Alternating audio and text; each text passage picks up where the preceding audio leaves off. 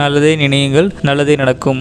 மே 5, 2025 துலாம் ராசிக்காரர்களுக்கான இன்றைய பலன்கள். துலாம் ராசிக்கு இன்றைய நாள் ஒரு நல்ல நாளாகவே அமையப்போகிறது.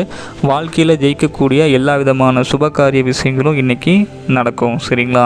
இதுவரைக்கும் நீங்கள் பட்ட துன்பத்துக்கு எல்லாமே ஒரு விடிவு காலம் படிப்படியாக வரக்கூடிய ஒரு நாள். சரிங்களா?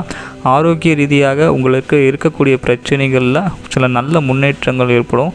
இதுவரை மருந்து மாத்திரைக்கு கட்டுப்படாத நோய்கள் கூட ஒரு நல்ல மருத்துவரை அணுகக்கூடிய ஒரு காலகட்டம் ஏற்பட்டு நோய்கள் கட்டுக்கு போகக்கூடிய சில விஷயங்கள்லாம் நடக்கும். சரிங்களா? ஆரோக்கிய ரீதியாக மருத்துவமனையே கதியாக இருக்கக்கூடியவங்களுக்கு கூட சில முன்னேற்றங்கள் ஏற்படக்கூடிய வாய்ப்புகள் உண்டு. துலாம் ராசிக்காரங்க ஒரு முறையாவது ஸ்ரீரங்கம் சென்று மகாவிஷ்ணுவையும் தாயாரையும் மகாலட்சுமி தாயாரையும் வணங்கிவிட்டு வருவது அப்படிங்கிறது ஒரு சிறப்பான ஒரு நல்ல அமைப்பாக இருக்கும்.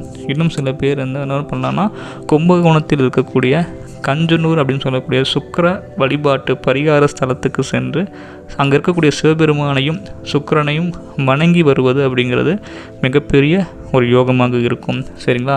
துலாம் ராசிக்காரங்களுக்கு உங்கள் குடும்ப வாழ்க்கையில் இதுவரை இருக்கக்கூடிய தடைகள், அதாவது திருமண உறவுகளில் இருக்கக்கூடிய சிக்கல்கள் போன்ற விஷயங்கள் நிவர்த்தி ஆகணும் அப்படின்னா நான் சொல்கிற இந்த ஒரு பரிகாரத்தை பண்ணுங்கள். என்னென்னா, ஒரு வெள்ளிக்கிழமை குளத்துக்கரையில் இல்லைனா ஆற்றங்கரைக்கு அருகில் ஒரு கன்னிப்பெண், அதாவது ஒரு பருவமடைந்த ஒரு பெண், அந்த பெண்ணுக்கு உங்களால் முடிஞ்ச ஒரு வெள்ளி தட்டில் ஒரு எவர் சில்வர் டம்ளர் இல்லைனா வெள்ளி கொலுசு அல்லது வெண்பட்டுன்னு சொல்லக்கூடிய வெண்பட்டு இல்லைனா கேரளா சாரி, செண்டு, மல்லிகைப்பூ இதெல்லாம் வச்சு அந்த பெண் குழந்தைக்கு, அதாவது இப்போ தான் பருவமடைந்த ஒரு பெண் குழந்தைக்கு உங்களால் முடிஞ்ச ஒரு சில உதவியை அன்றைய நேரத்தில் ஒரு சுக்கிர ஓரையில் ஒரு வெள்ளிக்கிழமை அன்று ஆற்றங்கரை அல்லது குளத்தங்கரையில் கொடுக்கக்கூடிய ஒரு மிகப்பெரிய ஒரு பரிகாரம்.